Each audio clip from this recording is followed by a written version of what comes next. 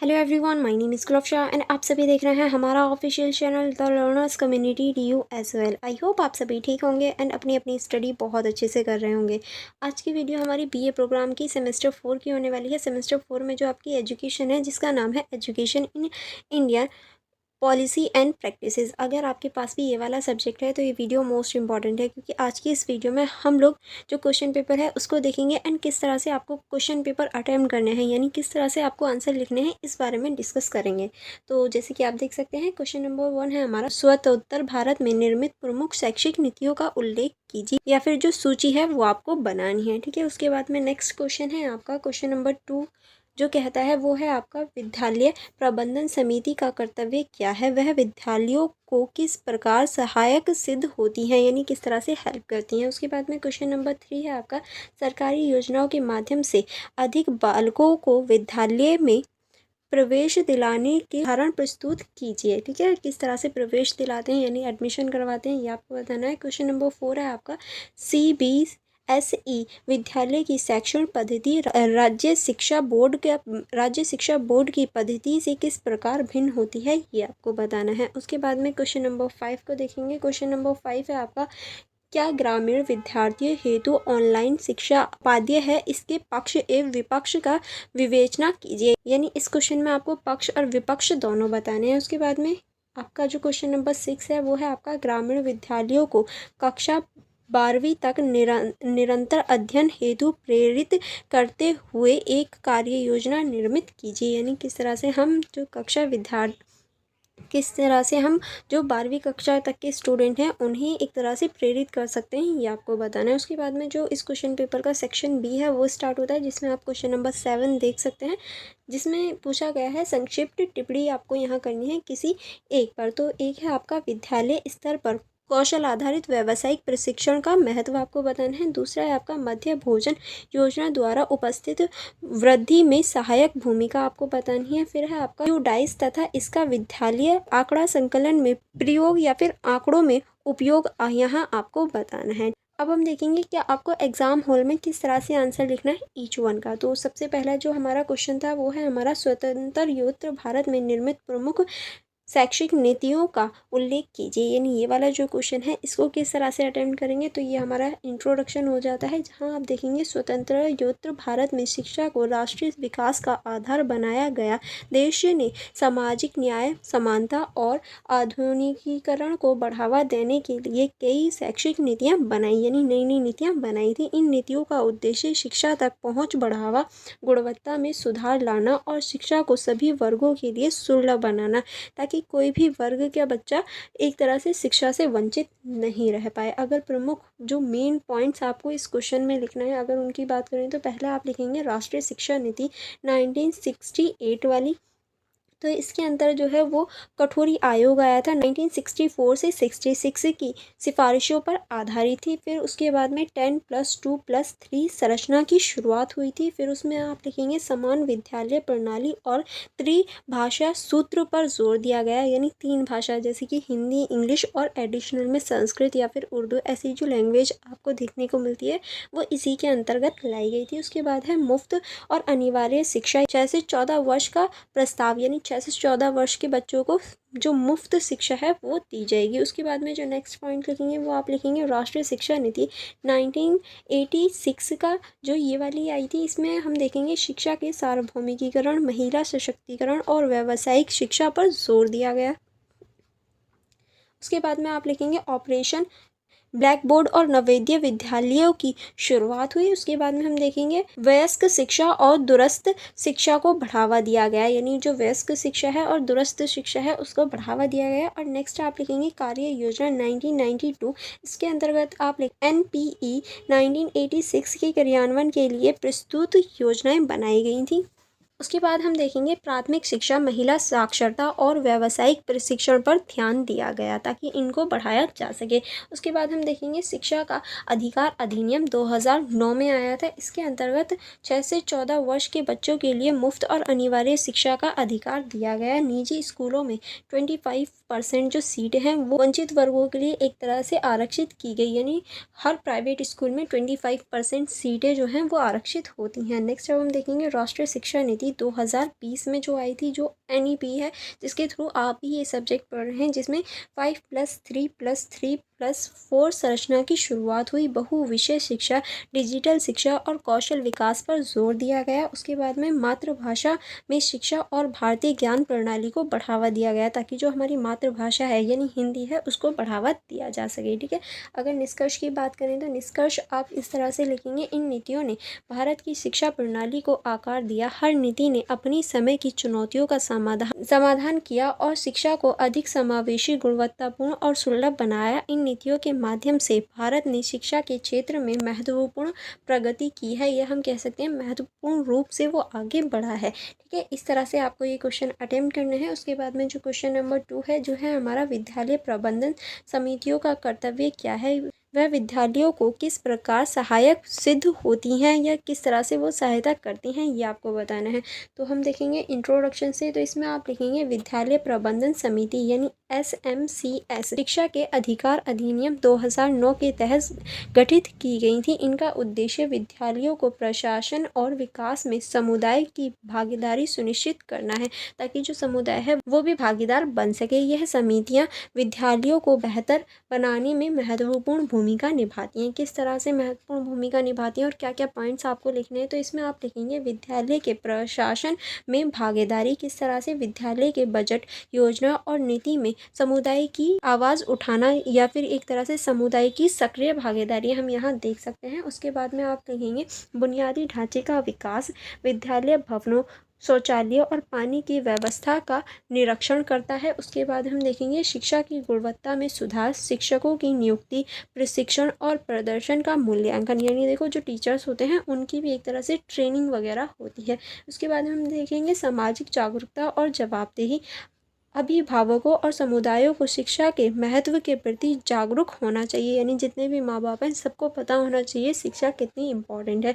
विद्यालय के संसाधनों और गतिविधियों की निगरानी होनी चाहिए, यानी क्या हमारे विद्यालय में हो रहा है, क्या क्या चीज़ें हैं, ये सभी को पता होनी चाहिए। उसके बाद में हम देखेंगे वित्तीय प्रबंधन, विद्यालय को मिलने वाले धन का उचित उपयोग सुनिश्चित होना चाहिए। ऐसा नहीं है कोई भी उनका गैर उपयोग कर ले या कोई भी उनका यूज़ कर ले। उसके बाद में हम देखेंगे समावेशिता को बढ़ावा, किस तरह से वंचित वर्ग, लड़कियों और दिव्यांग बच्चों के लिए विशेष पहल होनी चाहिए, ताकि सभी जो लोग हैं वो पार्टिसिपेट कर पाएँ। अब हम देखेंगे निष्कर्ष के रूप में आप लिखेंगे विद्यालय प्रबंधन समिति विद्यालयों को समुदाय के साथ जोड़ती है और शिक्षा की गुणवत्ता में सुधार लाती है। इनके माध्यम से विद्यालयों में पारदर्शिता, जवाबदेही और समावेशिता बढ़ जाती है, जिसकी वजह से जो पेरेंट्स होते हैं वो अपने बच्चों को स्कूल भेजना शुरू करते हैं।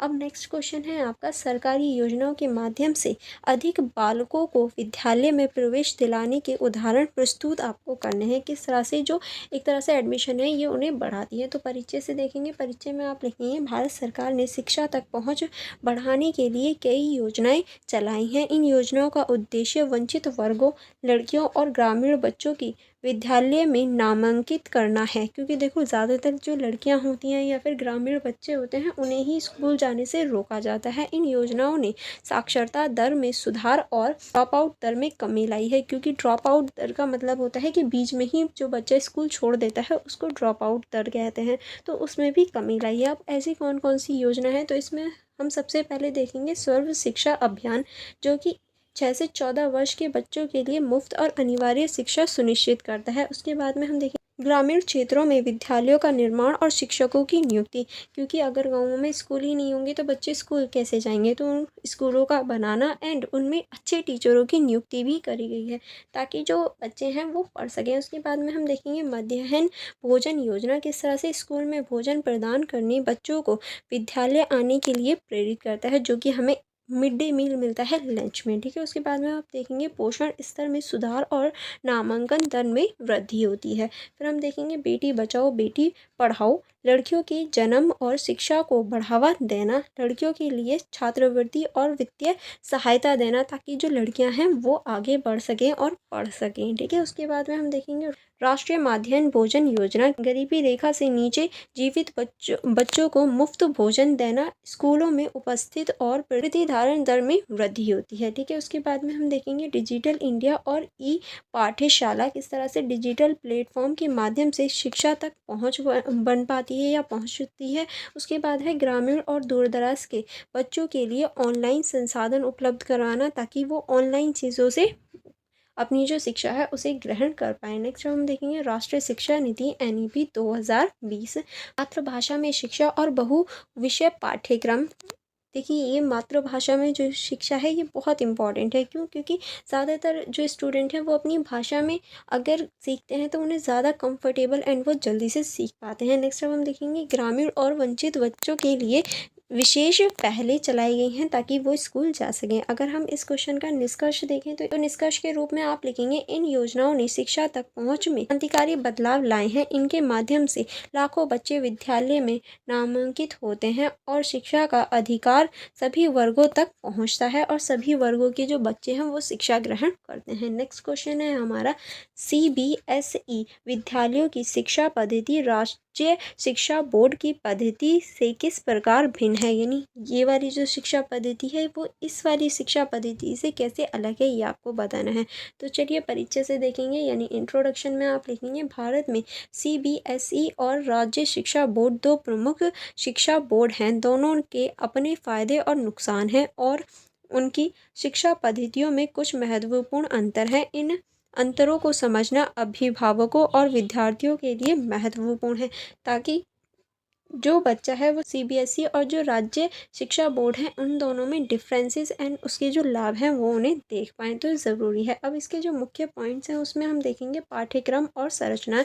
किस तरह से CBSE राष्ट्रीय स्तर का पाठ्यक्रम अंग्रेजी माध्यम यानी 10+2 संरचना पर है। अगर राज्य बोर्ड की बात करें तो राज्य विशिष्ट पाठ्यक्रम क्षेत्रीय भाषा में शिक्षा विभिन्न संरचना जैसे 10+2 11+1 वाली जो संरचना है वो इसे भी फॉलो करता है। नेक्स्ट अब हम देखेंगे मूल्यांकन प्रणाली। CBSE ग्रेड सिस्टम CGPA स्तर और व्यापक मूल्यांकन वाली प्रणाली होती है। अगर राज्य बोर्ड की बात करें तो परंपरागत अंक प्रणाली वार्षिक परीक्षाएं होती हैं इसमें। अगर हम शिक्षा माध्यम की बात करें तो CBSE मुख्य रूप से अंग्रेजी पर आधारित होता है। राज्य जो बोर्ड होता है वो क्षेत्रीय भाषा यानी हिंदी, तमिल, मराठी इन सभी में उपलब्ध होता है, क्योंकि ये हमारे राज्य पर डिपेंड करता है। उसके बाद में नेक्स्ट है हमारा पुस्तकों और संसाधन। CBSE NCERT पुस्तक राष्ट्रीय स्तर के साधन होते हैं, यानी ये एक तरह से राष्ट्रीय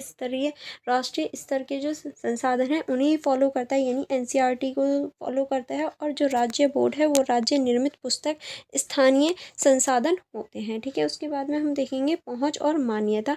CBSE राष्ट्रीय स्तर पर सामान्यता केंद्र सरकार के अधीन होता है। हम राज्य बोर्ड की बात करें तो राज्य स्तर पर मान्यता राज्य सरकार के अधीन होता है। ठीक है, नेक्स्ट अब हम देखेंगे लचीलापन। CBSE अधिक लचीली, राष्ट्रीय स्तर पर स्थानांतरण में आसानी होती है। अगर राज्य बोर्ड की बात करें तो ये कम लचीली होती है और राज्य के बाहर स्थानांतरण में कठिनाइयाँ होती हैं, यानी हम इसे जल्दी से चेंज नहीं कर सकते। अब हम देखेंगे इस क्वेश्चन का निष्कर्ष में आप लिखेंगे CBSE और राज्य बोर्ड दोनों के अपने फायदे हैं। CBSE राष्ट्रीय स्तर पर मान्यता और लचीलेपन प्रदान करती है, जबकि राष्ट्रीय बोर्ड स्थानीय सांस्कृतिक और भाषाई ज़रूरतों को पूरा करती है। विद्यालयों को अपनी ज़रूरतों और लक्ष्यों के अनुसार बोर्ड का चयन करना चाहिए कि हाँ कि हमारे जो स्टूडेंट हैं या फिर हमारी जो एक तरह से मांग है उसके अकॉर्डिंग हमें कौन सा बोर्ड रखना है। ठीक है, नेक्स्ट क्वेश्चन है हमारा, क्या ग्रामीण विद्यार्थियों हेतु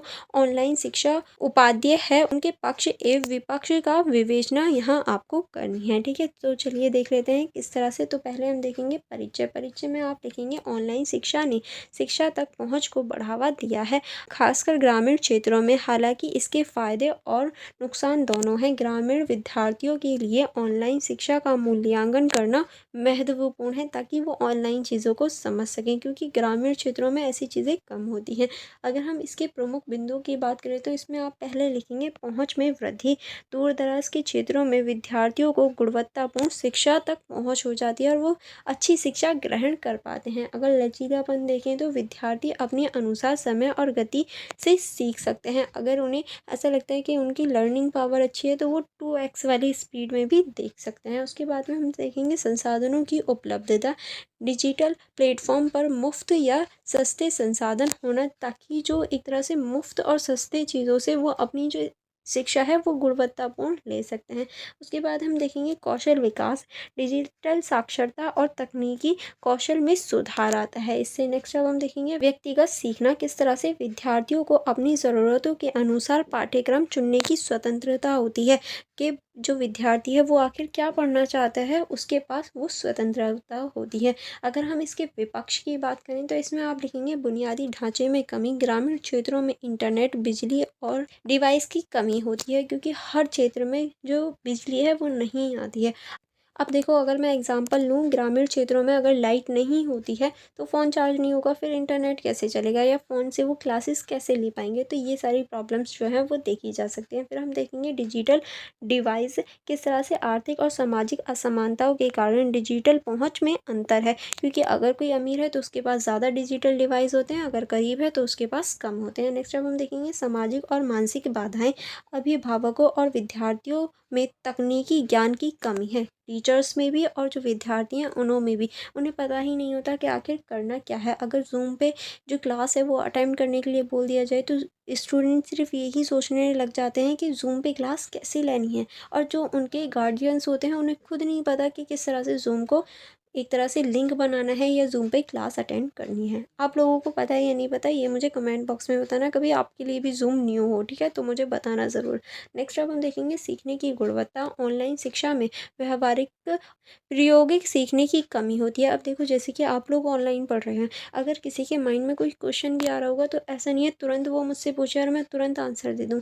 आपको या तो पूछेंगे या उसके बाद में मुझे आंसर देने में भी टाइम लगेगा क्योंकि मुझे कमेंट बॉक्स देखना पड़ेगा, ठीक है, इस चीज़ में अंतर आ जाता है। फिर हम देखेंगे सामाजिक अंतक्रिया का अभाव, विद्यार्थियों और शिक्षकों के बीच सीधे संवाद की कमी होती है क्योंकि वो डायरेक्टली बात नहीं कर पाते, ठीक है। अब हम देखेंगे निष्कर्ष। निष्कर्ष में आप लिखेंगे ऑनलाइन शिक्षा ग्रामीण विद्यार्थियों के लिए फ़ायदेमंद हो सकती है लेकिन इसके लिए बुनियादी ढांचे, डिजिटल साक्षरता और समर्थन प्रणाली में सुधार की आवश्यकता है। सरकार और समुदायों को मिलकर इन चुनौतियों का समाधान करना चाहिए ताकि जो बच्चा है वो डिजिटलीकरण या फिर डिजिटल अपनी जो शिक्षा है उसे ले सके कहीं भी बैठ के, ठीक है। नेक्स्ट क्वेश्चन है हमारा, क्वेश्चन नंबर 6 है हमारा, ग्रामीण बालिकाओं को कक्षा 12वीं तक निरंतर अध्ययन हेतु प्रेरित करने हेतु एक कार्य योजना निर्मित कीजिए कि किस तरह से कक्षा 12वीं तक की जो बच्चियाँ होती हैं उनको प्रेरित किया जा सकता है।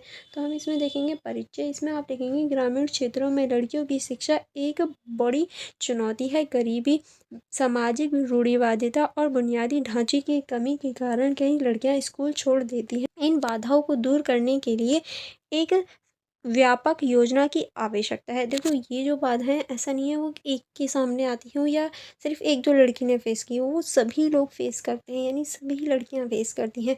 और बहुत बार ऐसा होता है कि इसी के चलते हुए, रूढ़िवादिता के चलते हुए, बुनियादी जो ढांचा है उसकी कमी के चलते हुए या लोगों की ताने के चलते हुए जो लड़कियां हैं वो स्कूल छोड़ देती हैं।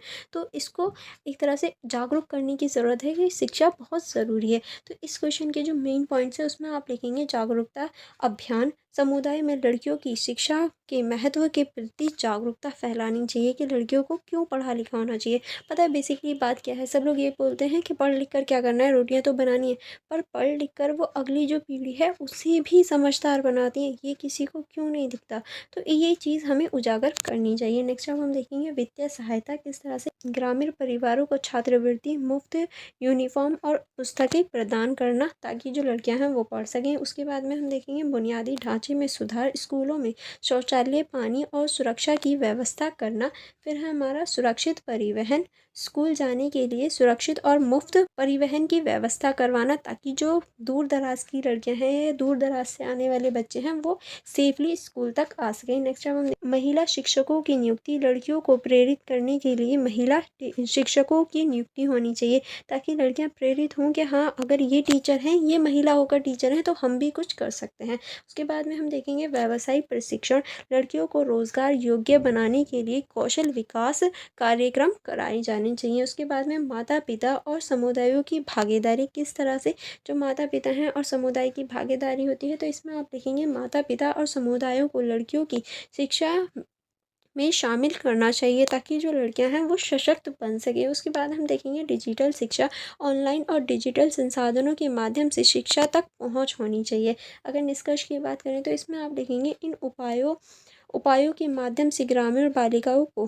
कक्षा 12 तक पढ़ने के लिए प्रेरित किया जा सकता है। इससे न केवल लड़कियों का भविष्य उज्जवल होगा बल्कि समुदाय और देश का विकास भी होगा। इसीलिए भी हमें जो लड़कियां हैं उन्हें पढ़ाना चाहिए और उन्हें एक तरह से मोटिवेट करना चाहिए। अब हम नेक्स्ट क्वेश्चन देखेंगे।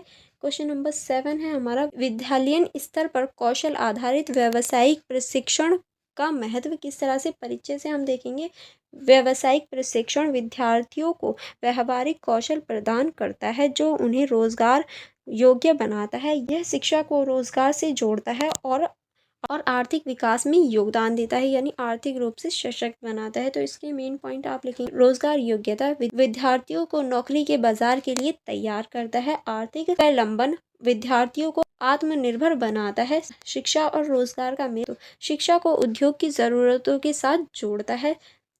कौशल विकास किस तरह से, जो कौशल विकास है वो आप लिखेंगे तकनीकी और व्यवहारिक कौशल में सुधार आता है। उसके बाद में देखेंगे उद्यमिता को बढ़ावा किस तरह से विद्यार्थियों को स्वयं का व्यवसायिक शुरू करने के लिए प्रेरित करता है, यानी खुद का बिजनेस शुरू करने के लिए भी प्रेरित करता है। उसके बाद हम देखेंगे सामाजिक और आर्थिक विकास समुदाय और देश के विकास में योगदान देता है। अब हम देखेंगे निष्कर्ष, व्यावसायिक प्रशिक्षण विद्यार्थियों को रोजगार योग्य बनाता है और आर्थिक विकास में योगदान देता है।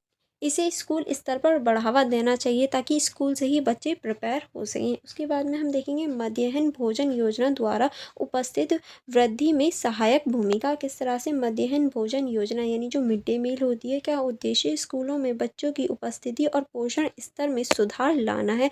यह योजना गरीब परिवारों के बच्चों को स्कूल आने के लिए प्रेरित करती है, क्योंकि गरीब परिवार के जो बच्चे होते हैं वो भोजन के लिए आ जाते हैं। उसके बाद में हम देखेंगे उपस्थिति में वृद्धि, भोजन के लिए बच्चे नियमित रूप से स्कूल आते हैं। उसके बाद हम देखेंगे पोषण स्तर में सुधार, बच्चों को संतुलित आहार मिलता है जिससे उनके स्वास्थ्य में सुधार होता है।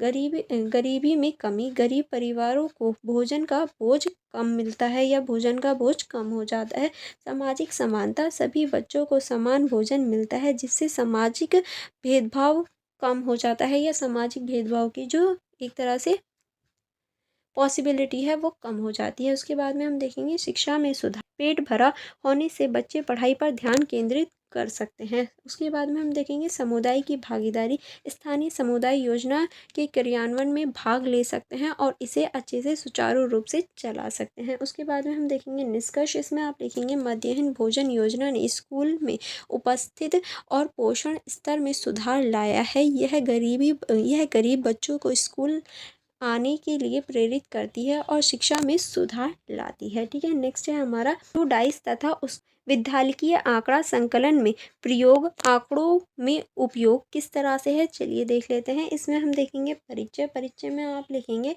DISE या यू डाइस एक डेटा संकलन प्रणाली है जो भारत में स्कूलों के बारे में स्वीकृत जानकारी एकत्रित करती है। यह शिक्षा नीतियों के क्रियान्वयन और निगरानी में मदद करती है, यानी एक तरह से डेटा को संरक्षित करती है, उसे इकट्ठा करती है और शिक्षा नीति को बनाने में मदद करती है। इसके जो मुख्य पॉइंट हैं वो आप लिखेंगे डेटा संकलन स्कूलों के बुनियादी ढांचे, शिक्षकों और विद्यार्थियों के बारे में डेटा एकत्रित करती है, यानी जानकारी इकट्ठा करती है। उसके बाद में हम देखेंगे निगरानी और मूल्यांकन, शिक्षा नीतियों और कार्यक्रमों की प्रगति की निगरानी करती है। नीति निर्माण, डेटा का उपयोग शिक्षा नीतियों को सुधारने और नई नीतियों को बनाने के लिए किया जाता है।